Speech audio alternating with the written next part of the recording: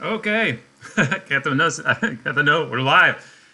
All right. It is April 1st, Wednesday, April 1st. I'm Scott Lewis. I'm here with the Wednesday, April 1st edition of This Is Fine. This is our first time doing it on YouTube, on Twitter, and on the Facebook. And so I hope everything goes right. Everybody, let me know what you think of this. We've been doing it on Instagram every day. Wanted to try a few other platforms.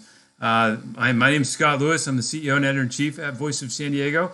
Been trying to provide a daily update about what's happening in this new world, this new reality.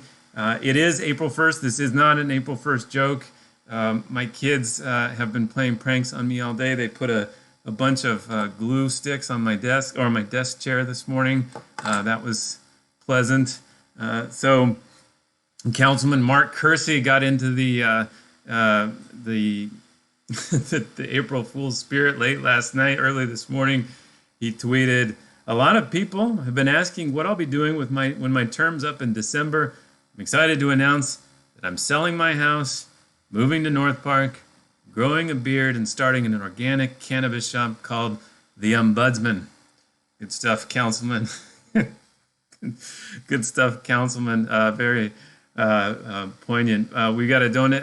We were in the middle of our donation period. It was kind of an awkward, obviously a difficult decision about what we're trying to do here, raise money, all those things. Voice San Diego is supported by people out there in the community who donate to us, so we can pay the reporters to go out and do work and figure out what's going on. We do two things at Voice San Diego: we investigate, we explain. So we try to find things out. We try to find things and make sense of things that people say, and then we try to find out things that they don't want to say. That's as simple as it gets. And had a great response so far. Hundreds of donations have come in. Yes, we are following all the news. Let's get right into it. All right, the one thing, this story still boggles my mind. I think it's just a huge story. Big scoop yesterday from the San Francisco Chronicle that the USS Theodore Roosevelt, one of the aircraft carriers stationed here in San Diego, obviously several thousand people are stationed on those aircraft carriers, including my wife was on one of those. My father was on an aircraft carrier before they were nuclear powered, so these are very cramped quarters. The San Francisco Chronicle revealed a letter that the captain of the USS Theodore Roosevelt, which left on a deployment in January, thinking it was maybe heading towards a conflict with Iran, is in Guam at the moment. And he sent, I've never seen a letter like this, to his commander saying, we need to stop here. We need to get 90% of the ship off, all the sailors off of this ship, quarantine them because we're having an outbreak of the COVID-19 situation. And so a fascinating letter. You should check that out. San Francisco Chronicle. San Francisco Chronicle broke that news. Today, the Navy Secretary acknowledged, Secretary of the Navy, that 93 sailors tested positive so far. 86 others are showing signs. An anonymous source in the Navy told the San Francisco Chronicle that there were about 200 cases. If you've ever been in one of these aircraft carriers, they are extremely cramped. Everybody's touching the same railings. They're in, going to the same places for the bathrooms, the bunks, everything is very tight. And so we, first of all, our hearts and thoughts go out to all those folks who are dealing with this. And then second, my God, a tremendous national security issue. The letter from the captain was extraordinary. He says, basically, look, we can understand if people died if we're in war, but we're not in war. We need to take care of these sailors. They're our most important asset. Follow that story. Again, San Diego-based USS Theodore Roosevelt. Fascinating. Today, April 1, the mayor of San Diego announced that the convention center, the San Diego Convention Center, located there on the bay, has now transitioned into a homeless shelter. Let that sink in. At the beginning of the month of March, now I know it's this bit that everybody's doing, that, hey, March 1st versus April 1st. Well, think about at the beginning of March for a second. March 1st, there was an intense campaign led in part by the mayor of San Diego, Mayor Kevin Faulconer, to raise the hotel room tax so that we could expand the convention center and fund homeless services. That was going on the March 3rd ballot. It came just short of the 67 or so percent that it needed to pass, just short of that. And now, not even a month after that vote, not only is it not going to be expanded to, increase hotel room taxes that is then invested in homeless services, but the hotel room taxes have absolutely bottomed out to zero, zeroed out. Nobody's staying in local hotels, and the convention center itself is going to help homeless people by literally sheltering them. I think there's so many points for people who follow local public affairs about all of these different ways that things have changed over the last month. The layoffs, the incredible shutdown of businesses, surfing's not allowed. All of these things have happened. But what an incredible transformation to go from thinking this economic powerhouse, the convention center, is now going to be converted for I don't know how long to a homeless shelter. Now, the people first moving into that homeless shelter at the convention center are residents of these tents that have been set up for the last couple of years around San Diego, downtown. There was one in the Midway district. These are these giant tents that were called bridge shelters by the mayor. It's not because they were under a bridge or anything. They were bridge shelters because they were bridges to the next step to get them off the streets. Well, the bridge is now a bridge to the convention center. So, extraordinary moment in local public affairs. I mean, I think all of us are getting a little numb to the jaw-dropping news that we hear every day. I want to hear from you. What are your big questions? We've gotten a lot so far, and I'm trying to dig up some of the answers I've heard. I saw a teacher just comment, a teacher here just heard school campuses are closed for the rest of the year. I mean, how do you even take that news in? I got kids running. I just had to yell at them not to scream while I was in front of my legions of Voice of San Diego followers and such. And I don't know how we're going to get through this. There was a big discussion last night between some of us on Twitter about how this is all going to work out. Will it, cripple their education going forward? Are they getting an education in adversity and something memorable like this that they'll never forget? What is exactly the plan? Monday, San Diego Unified School District, my kids are planning on tuning in for distance learning. What is that going to be like? We haven't got nothing yet so far.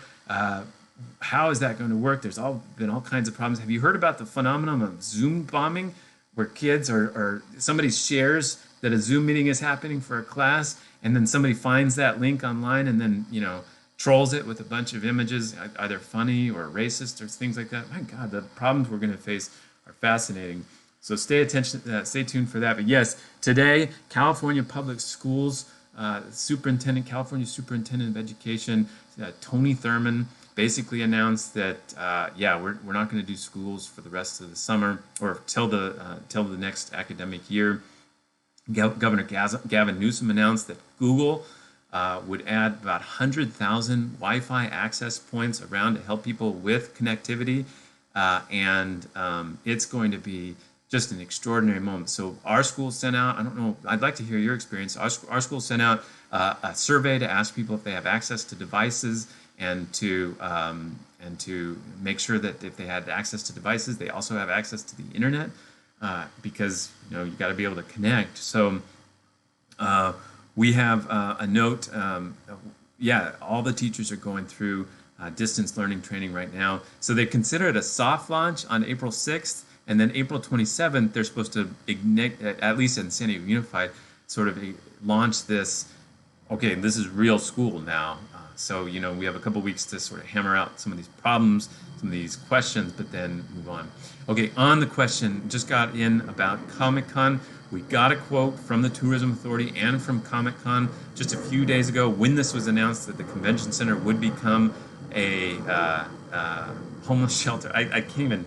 It's just extraordinary to say. We got a comment from somebody at the Comic-Con said, we're a go for now. We are a go for now. So I don't know exactly what that means, but they are not canceling it yet. There's a few, I think it's probably along the same lines I've seen from other events that are basically saying like, well, if it doesn't really cost us anything to cancel or to keep going right now, we might as well see what we can figure out. And when it's time to cancel, we will. All right, I wanted to bring to your attention another interesting story. A few weeks ago, the governor and a lot of local officials really put an emphasis on local communities getting hotel rooms precisely to get people off the street, homeless people off the street, protect them from this virus, and protect, therefore, everybody else from the transmission. It's been weeks since that happened. Our friend Liam Dillon used to work for Voice San Diego. He's at the LA Times now. He tweeted that he's not aware of any place where that's actually happening at scale. Now, in San Diego, they have set aside more than 2,000 hotel rooms. 2,000 local hotel rooms have been basically contracted out by the county of San Diego. And I hope you don't hear my kids screaming, but the 2,000 hotel rooms. Now, the largest grouping of those rooms, this is from our own reporter, Lisa Halverstadt, who really dug into how they've gotten these rooms, what their plans are for them. The largest grouping of those rooms, 1,585 of them, are supervised by the county's public health department, and they're for people who have tested positive for coronavirus. They're not necessarily for people who do not have homes. This is a really interesting point because I think at first a lot of the messaging around this was built around the idea that this was for homeless people. This was for homeless residents. It is not. As of Tuesday, Supervisor Nathan Fletcher, county supervisor. Okay, remember there's 5 county supervisors, and that's different than the city of San Diego, where there's 9 city council members. The 5 county supervisors oversee the county, and the county's role is intensely involved in public health. That's one of their main charges, which is why you're seeing more county supervisors, like County Supervisor Nathan Fletcher, kind of take a lead on this. He's part of the coronavirus task force that the county supervisors set up.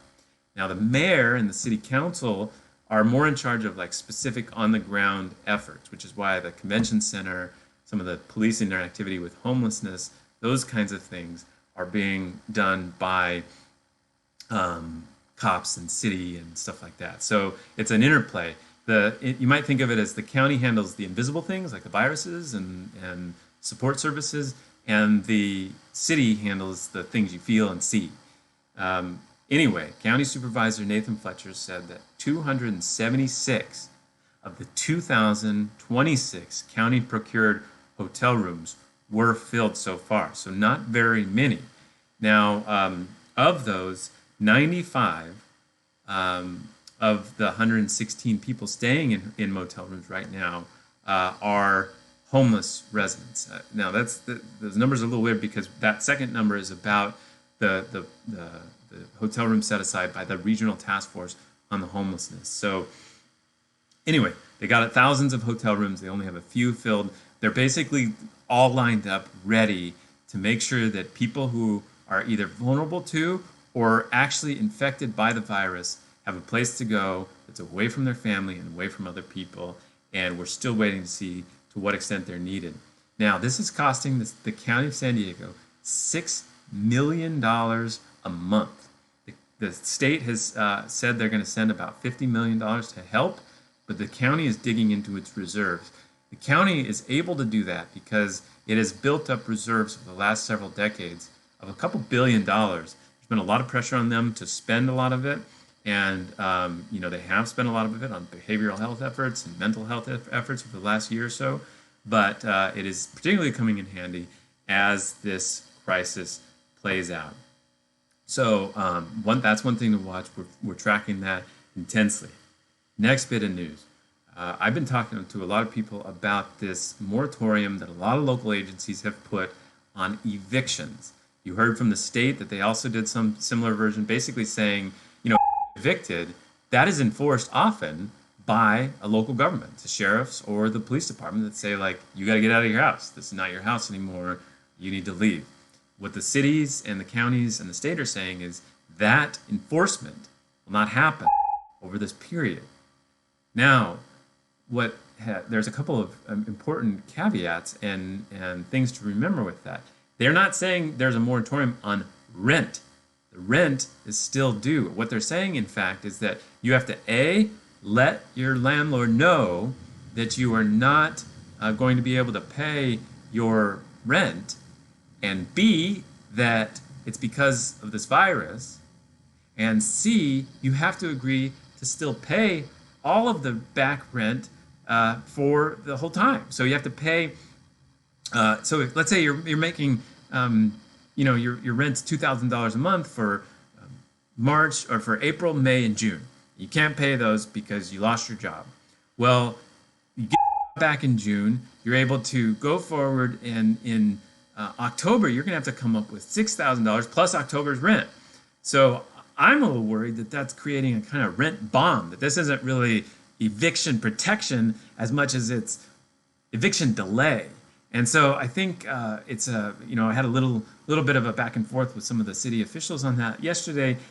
Basically, I think the best response I got was from several people who said, like, look, if we have a bunch of people who take advantage of that eviction moratorium and don't get evicted and don't pay their rent, that transfers tremendous leverage to the renters, and they can force the landlords to make a better deal with them about modifying rent going forward. And so maybe that's what's happening. There has been a similar sort of effort underway. The UT reported yesterday, kind of captured my eye, that there's a push to have a rent strike. Hundreds of thousands of people maybe getting together and saying that maybe we should all avoid paying rent and force them to negotiate better terms.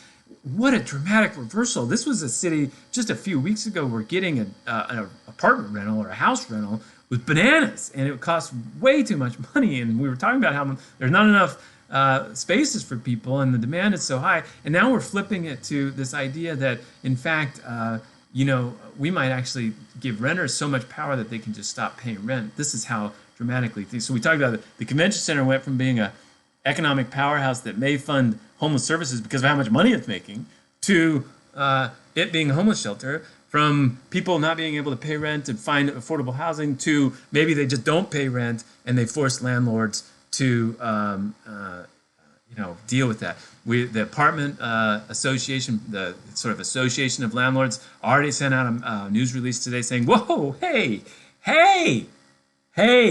now, maybe don't not pay your rent. Like, that would hurt a lot of people. People have mortgages. They pay other people who would lose their jobs. So an extraordinary moment in San Diego housing, and I think we're all going to be paying close attention to all of that.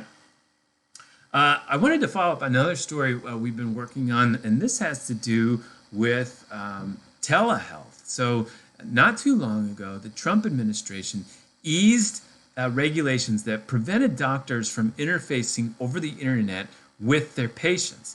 And that has been heard in San Diego. UC San Diego's healthcare staff, as of March 24th, they saw almost 24% of their patients virtually now. And this is a big deal. A lot of us have friends who are doctors who are like, look, I can evaluate a COVID-19 patient really well, actually, virtually, because I don't, that might protect us both, and we might have a better conversation if I'm not wearing a mask and I'm not wearing a mask over here. I can talk to them like a normal person over the internet and protect both of us in a different way. And so it seems like local areas are taking advantage of that right when it might matter the most. So that's what our staff's out there doing. Again, we investigate and we explain. We find things out and we make sense of what people are saying. We find out the things that they don't want to say. I've got a staff out there working every day. I've never seen them. They were already a much very productive group of people, and now they're energized. They know that everything they've been training for their whole lives matters more than anything right now. And so they're digging in, and people are following too. They're donating. We have a hashtag you can use to support, or not need your help to support Voice of San Diego. If you're willing to support it, that would be great. let's see, it's VOSD.org/support journalism. That's VOSD.org/support journalism. Please consider doing that. We got a donation from someone earlier who I think wanted to say something. He said his name was putting your dog poop in others' trash, and his last name should be a felony. So you can put your own cause in there. We have a section that says why you donate. And so you put your message to us in there, and we'll appreciate it. This is a really intense moment. Wait, even Journalist of the Year, Andy Keats. Did you just give him a compliment? I love Andy Keats deeply. He sometimes hates me, but we have a good relationship. And he's doing a great job also tracking. He's taken out every journalist is finding a kind of specialty where they're really digging into something in particular that they've found, and that is for Andy right now the state of government finances and government management. We're following this story on three fronts. One, the healthcare front. Are the healthcare resources available, and are the doctors and healthcare professionals being protected and getting the equipment they need to make things work? And two, the government impact, the government decision making. Are they making decisions based, not just about answering the healthcare challenge and the homeless crisis challenge, all these things that are related, but also they're going to face extreme fiscal problems based on what's happening. And, we're going to be tracking how they make the decisions to deal with that. We're talking about rec centers that might get closed. Maybe we don't hire as many firefighters. Maybe we cut salaries, furloughs, layoffs, all kinds of things that we got to be following. He's going to be all over that. Really proud of Andy Keats. You should also check out today, Will Huntsberry did a fantastic profile of a nurse who works at an ICU at UC San Diego. A wonderful profile of what she's dealing with, what she's feeling. You can go to voiceofsandiego.org and check that out. You can always find me on Twitter at VOSDScott. And follow Voice of San Diego at Voice of San Diego, and really appreciate everything that people are providing, all the comments and feedback we're getting. I've never seen more attention on our site, more interest in the stuff we're doing, and we're trying to do our best to make sure we're relevant and interesting in this period. So I look forward to hearing from all of you. You can follow me at VOSDScott or email me anytime with your tips, especially if you're a business owner struggling to get through this, or if you're a healthcare professional. I want to hear from you. Scott at voiceofsandiego.org. That's Scott at voiceofsandiego.org. Or you can find me on Twitter. Now, there was one question that came in I forgot I wanted to answer. So we had a question that came in that said, what about homeless enforcement? The Centers for Disease Control had basically told cities to stop enforcing homeless encampments, stop sweeping them, stuff like that. And one of the readers said, well, are they doing that? Are they still criminally enforcing some of the homeless related laws that they were doing, like you can't block a sidewalk, that kind of thing? I've seen reports of tickets still going out, and so I asked Lisa about that. She said she also asked the mayor about enforcement this morning, both on camera and off. He never directly addressed the question. But the enforcement is obviously still happening. So we're digging in on this. We're going to try to get reports back about to what extent are they going to force people to go into these shelters like the convention center? How safe is that? And what's the status quo for people on the streets? So, we're dealing with a really interesting reality where the city is starting to literally take under its charge several hundred, if not thousands of people who are on the streets right now. How they end up moving them along after the convention center or into permanent housing will be a major story, perhaps for years to come. If you want to follow that, the best way to follow it, follow Voice of San Diego. Go to voiceofsandiego.org.